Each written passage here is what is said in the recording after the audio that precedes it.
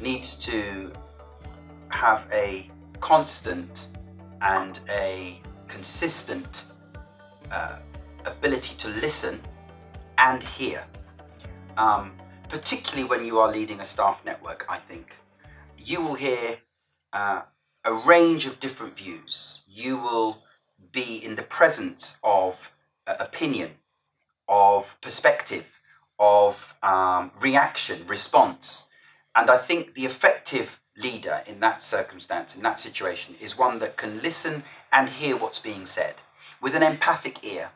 An ear that says, there is something for me to learn here. There is something for me to understand, even if that view is an opposing one. And I think for me, and this is something born out of experience, I didn't start this way. I think I have learned this aspect of leadership, is to welcome that difference and to work with a team of people, create and craft and build a team of people where views are different, but they can all come around a set of goals, aims that move us in the same direction.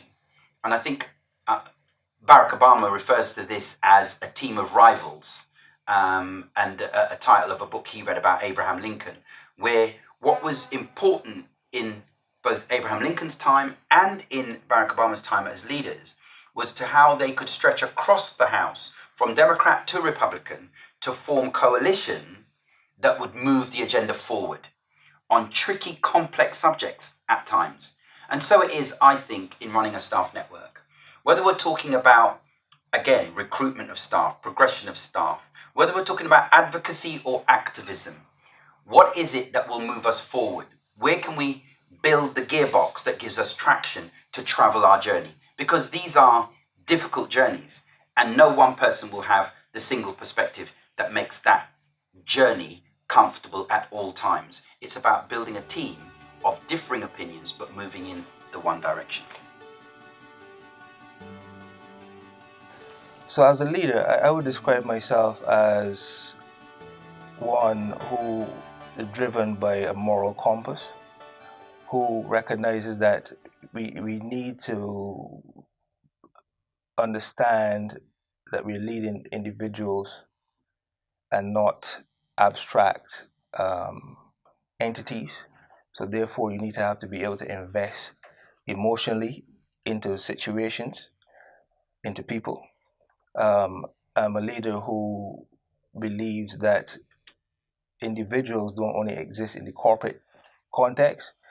We have lives beyond or their job. So again, we need to be able to understand and support individuals through those processes as well. Several years ago, I was approached by a lady who I had never spoken to before, who came to me to speak to her, and she was struggling. I could see from my conversation with her that she was really struggling to get through that working day.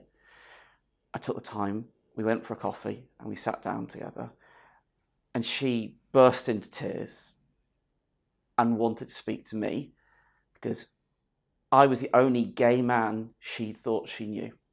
We'd never spoken before, but she wanted to be able to speak to somebody because her son had just come out to her and she didn't know how to deal with that situation. But she had somebody she could speak to, somebody she knew she could approach in a safe environment to ask some questions and to be able to help herself. And she didn't know any other way of doing that. And that's an example of the sort of person you don't know needs help. They don't know they need this support. But when it's there, it can help them. I think the main thing I've learned is that if you want something, just go out there, get it. If you think you can, if someone gives you, it's that old adage, isn't it? If someone gives you wings, you'll fly. And by creating a network and having support, it's given me such confidence. A year ago, I wouldn't have had the courage and confidence to sit here and talk to you about my network, but I've won an award. It's a successful network, and I'm so proud, so proud.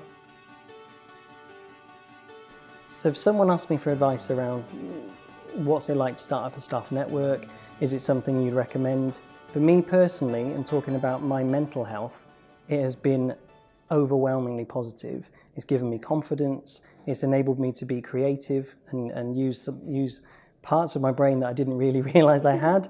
It's enabled me to be more tenacious than I've been before.